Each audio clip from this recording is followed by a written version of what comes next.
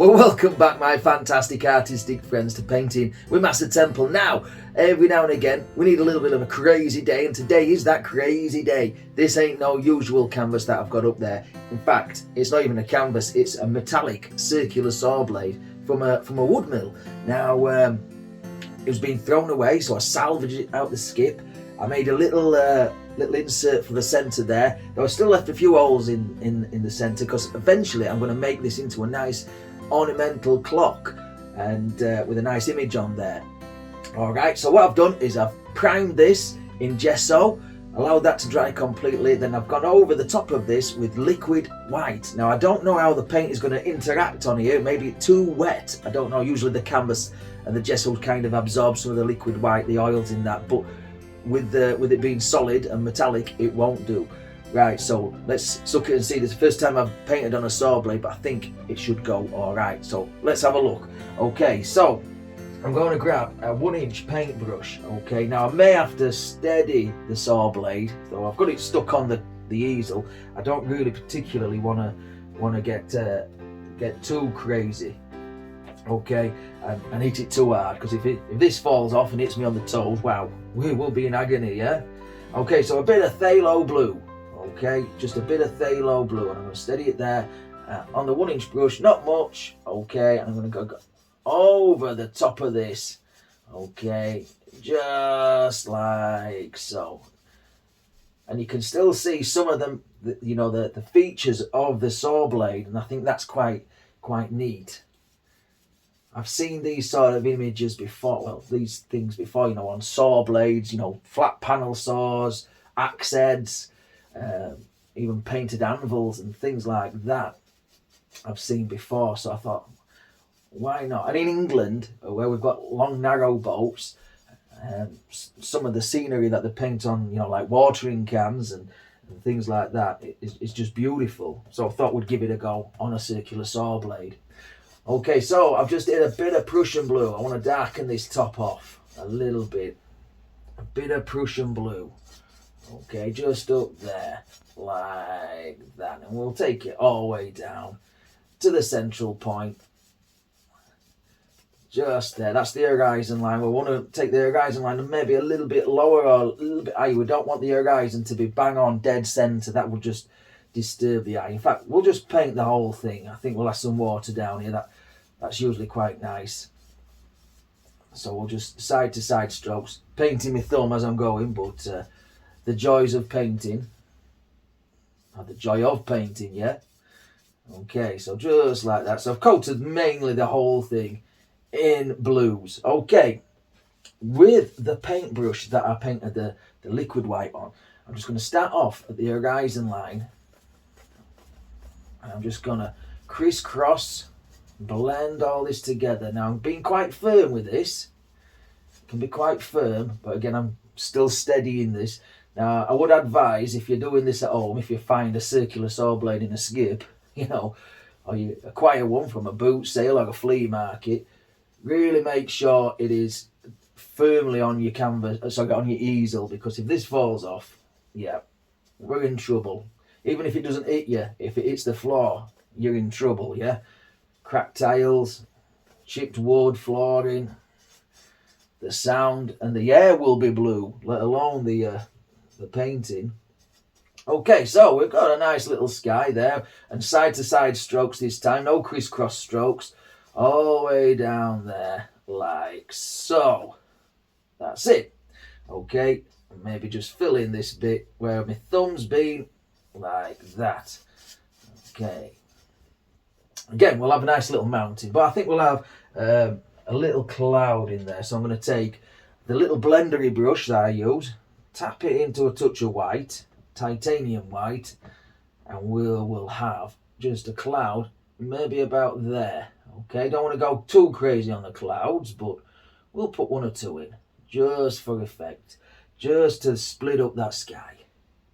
So it's not one big plain dead colour. Just like that. Maybe it goes up there. Just like so. Now back to the brush, which we've done the blending with, the big 1-inch brush. So it's still got some of that blues and the whites on there. I'll just turn the base of this and then just fluff up, fluff up, fluff up, fluff up, like so. Just gently does it. Just gently does it. Okay, and there we've got a nice happy little cloud in the sky. Let's give him a friend, yeah? Okay, let's give him a friend. And maybe this friend comes from this side and it goes down in front of that one and maybe across there like that. Who knows? Who knows?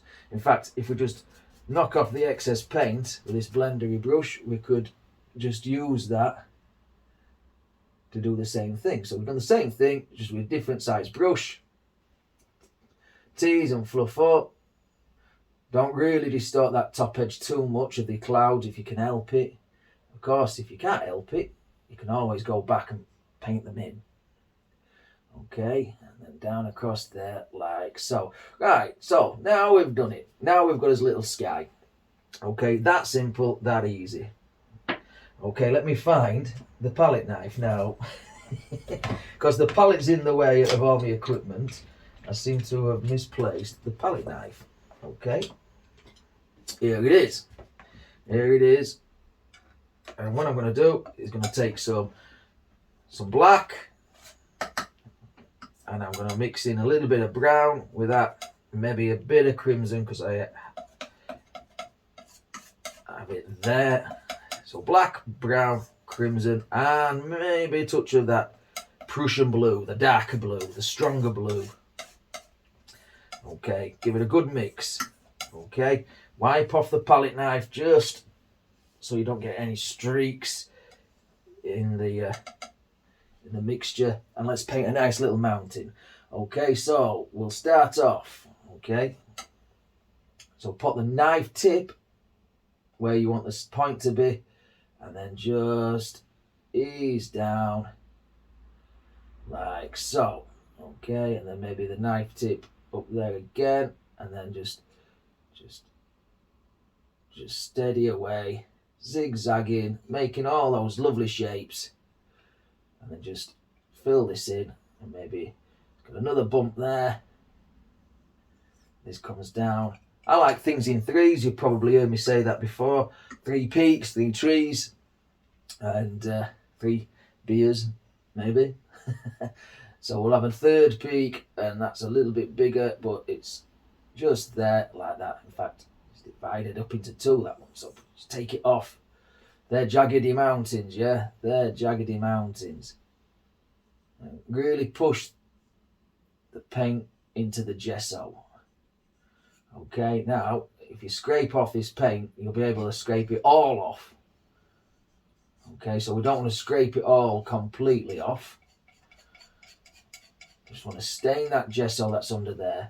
And we'll probably make a vignette, which means it has no real edges to it. It's like goes off into nothingness. I hope that's what it means. That's what I thought it means. If I'm wrong, I'm wrong. And I usually am. Okay, so I've got a little fat and fan brush. You know what I'm talking about, I hope. And I'm just going to grab some of this colour, and I'm just going to pull the colour. So I'm smoothing out the colour, the mountain colour, and I'm also laying in the basic shapes of where the mountains will lay, which direction they'll flow in. And I'm just grabbing that just like so. There. Take that out to nothing. And just tease that into the liquid white. Just tease that into the liquid white there. So pull that down like so. And then a bit more there. On this one, this bigger one. So you want no big heavy lumps of the dark colour. So when you come to put the highlights and the shadows on, it won't pick up any of that darkness really. We just want to stain this if we can. So go over the central points. You see, eventually I'm going to put a clock face, a clock mechanism in there, and I think it'll make a nice decorative piece. Maybe even hang it up on the wall next to some of the paintings. So just there like that. And if you've done anything like this, made some unusual bits and pieces, let me know. Because we don't always have to paint on canvases. Michelangelo painted on a church roof once, church ceiling. Took him 15 years, but he did it. Hopefully it won't take us that long to paint this little painting. Okay. Come on, Dan. Get with it. Get with it, man. Okay, some titanium white and some of the blues. Mix them nice and liberally. Okay. And we're going to put the shadow in first, okay? Now, if you've seen some of my shorts videos that have been going up, I've been putting the shadows in prior to putting the highlights on. Sometimes we put the highlights on first and then the shadows. But I'm starting to think that the shadows, if you put the shadows in first, the highlights will be a little bit more stronger, a little bit more cleaner. But still, it's everyone to the own. Now, this may break, it may not. It just depends on the medium we're painting on. We're going to take us time with it. Okay, and there we got one little shadow. Maybe it comes down there like that. And again, you need firm paint with this. There's a place for thin paints, and the wet on wet Bob Ross technique, the Bill Alexander technique ain't it. It's not it. So there we go. So we've got another little shadowy part there. And let's try again on this one. As I said, I like things in threes. We seem to have got 5 peaks. But that's all right. Odd numbers is the name of the game. That's what I'm trying to say. Odd numbers. Go right over the hole there. Now we don't know. We might put the highlight in front of some of this, so we don't know yet. We're just playing. We're just using as experience, and we're just playing. Okay, and that's what it's all about. So down there, like so. This could be. It looks like a volcano, to be honest. This one. And if you can hear any tip tapping, it's raining on the studio roof. It could actually be sleet. It's very, very cold. It is very, very cold. So there we go. A bit more of the shadow in there. And we're in no rush. We're in no real rush to get this done. There. Just pick out little points. And I'm putting the paint on very thick. Very thick. It may take several days to dry. Well, it will take several days to dry in normal circumstances, but with it being cold, it may take a little bit longer. Maybe several weeks. But when it does dry, and I do get the finished product, I will definitely show you on the communities tab. Right, so there we go. So we've got our shadows in. Let's clean the knife, and let's make sure it is clean, because you don't be taking that dirty blue into your whites. And what I'm going to do is I'm going to pull out nice and flat some of that white paint, and I'm just going to cut off that little roll of paint right on the edge of the knife. And again, I'm just going to touch on, put the point of the knife on, and just only the paint needs to touch the object that we're painting, the canvas, or in this case, the saw blade. And then very gently, I'm hardly any pressure, I'm not even holding the knife really. In fact, sometimes, now you won't have seen it, but sometimes I do drop the knife because I'm holding it that gentle and that light. And I'm sure we've all done that. Dropped equipment onto the floor. Down we go, straight over those holes there, just like that. Takes it out, take it into nothing. I do love painting mountains. There's some of the most popular things to paint. They just look so striking. Just a bit of practice, a little bit of belief in yourself, and away you go. You can do anything. You see, what I do if I can try and find one is I take these little canvases and I stick them on the easel and I practice, and then I scrape off all the paint, give it a wipe over with some paint thinner, and start again. And that's all you need to do. Just keep doing that. You don't need to put the undercoat on, the dark undercoat, because the canvas is already primed black. You know, you just keep doing that until you get feeling for the knife, for the paint, for the equipment. Down we go, down we go. Just like this. I'm going to take this mountain and maybe push this one back there like that. There. Like so. And maybe I just want to adjust the angle there. I don't really want straight lines coming down. Okay, let's go on the big boy. Okay, the big old peak. Again, top of the knife, straight down. How's this one going to lie? Maybe there, like so. See, this is the good thing about painting mountains, is no matter how many times you paint them, every single mountain you paint will be unique and different. Even if they've got some similarities, they will be different.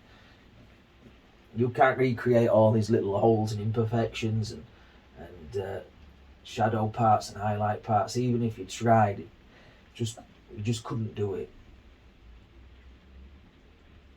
I mean, you probably could if you had a lot of time, and but you know, why would you? You just could not do it. Anyhow, let's get off that, and let's thank everybody for subscribing to the channel and leaving me nice comments and sharing with me their art that you guys do. It really is good to see. It really is heartwarming. It really is, and I thank everybody that is subscribed and watches and likes and comments. Okay, so there we go. So we've got this nice little mountain. All right. So let's clean off the knife. Let's go back to a brush which has got some white paint on. Well, this one hasn't. This has got a bit of blue on it, but we'll take it anyway. And we'll just put some white on it. It's just that blender brush. Okay, tap a little bit of white in, and then we're just going to touch the base of this. Okay, I've gone to the blue side first. So we want the stronger light white into the blue. Okay, and then just tap and just gently lift up. Again on this side where the highlight is, because we've got enough white on this side, it'll be lighter anyway. And we just tap up and lift up, and same on this one. Don't leave this first one out. Nothing the worse than a cross mountain, so I believe. Nothing the worse. And then just gently lift up. No pressure with the brush, no pressure, but follow the angles of the mountain.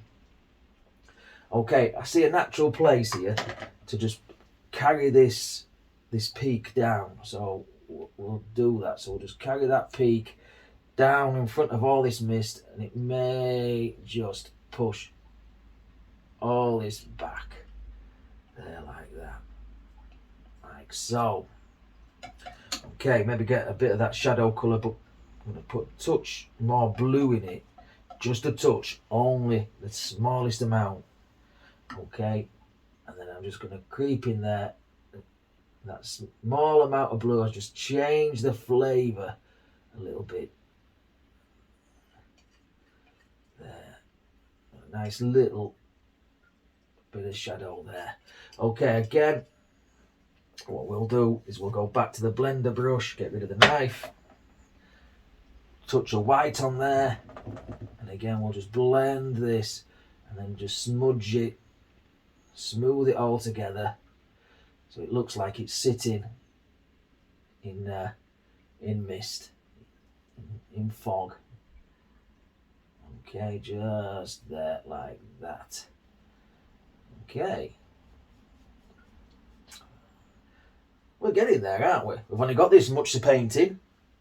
Okay, swill off the brush in odourless paint thinner and just dry it on a towel and then beat it up. Okay, give it a good rattle. Get rid of that. Okay, let's get a fan brush, okay? This one seems okay. So we'll get a fan brush, and what I'm going to do is I'm going to get some, let's get a bit of Sap Green, and I'm going to put it into that mountain shadow colour. Sap Green and that mountain shadow colour. Just a touch of Sap Green, okay? And we're using a fan brush, but you could use any, but I think fan brushes work well. So we've got a very pale bluey green, okay?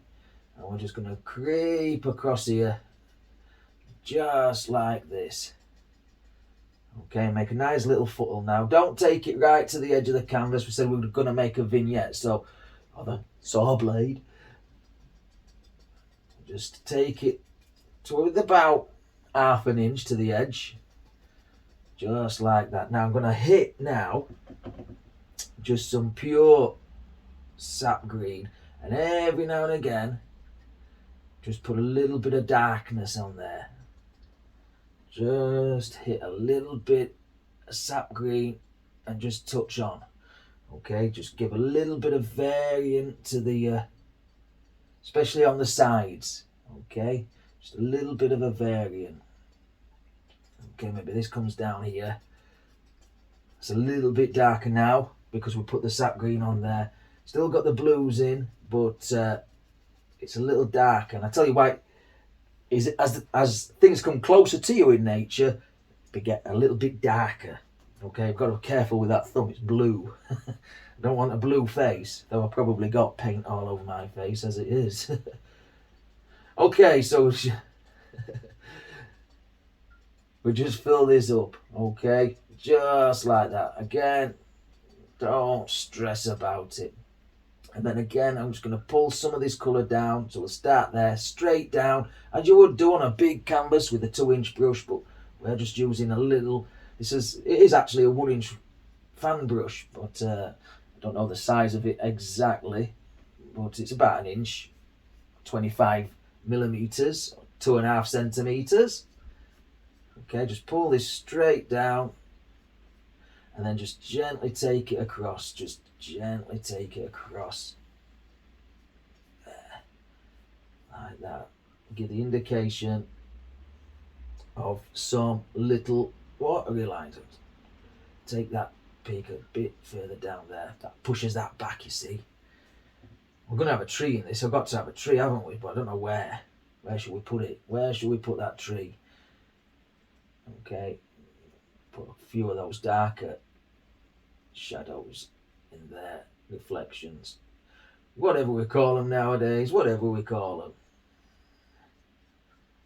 Okay, there, like that, and gently across. All right, let's set that brush down. I'm not going to clean that brush because we may use it again, but what I'm going to do is take the clean palette knife and go into some liquid white. And we're going to cut in a nice little waterline. Okay, so right on the very edge of the knife. Now what I'm going to do is going to touch on with the heel. I'm just going to use the heel of the knife and just keep it like that. And as we come around the corners, we just lay off with the pressure on the full face of the blade. We want it either go on the heel or on the point. Then we can manipulate the knife round corners, but we need to keep the knife flat and horizontal at all times. We don't want to go like uphill. Water doesn't really go uphill that well unless it's being pumped. Okay. And there's no pumping system here. Okay, so like that. So a nice little lake. I put a few ripples here where the old big pike, the old trout, has jumped out, just like so. Now then, where we're going to put his tree. Where we're going to put his tree. This seems like a natural spot just here to have a tree. So I'm going to take some of that dark mountain mixture. Okay. And we won't have a massive tree. Just one maybe about there. Like that. And I'm just going to push down and give us a nice little tree trunk. Okay. Maybe it gets a bit thicker. So a bit more bend in the knife just there. Okay. We want to put some leaves on this, don't we?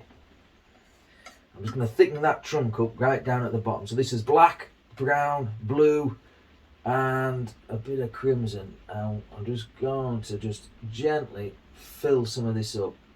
Again, if you've seen any of the shorts videos that I do, I show you how to make trees just using the palette knife. Maybe today we'll use the brush though. Maybe today we'll use the brush. Okay. Which brush though? I don't know. Let's find one which has not been too